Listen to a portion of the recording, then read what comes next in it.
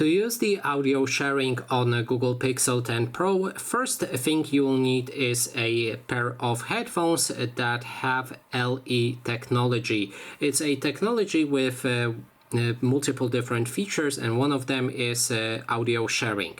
So if we go to the settings of our Google Pixel phone and then connected devices, connection preferences, we can find audio sharing.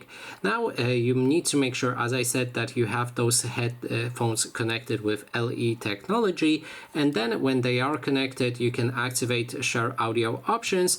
Then you can find your device name, discoverable name right here, and the password if you click on it right here.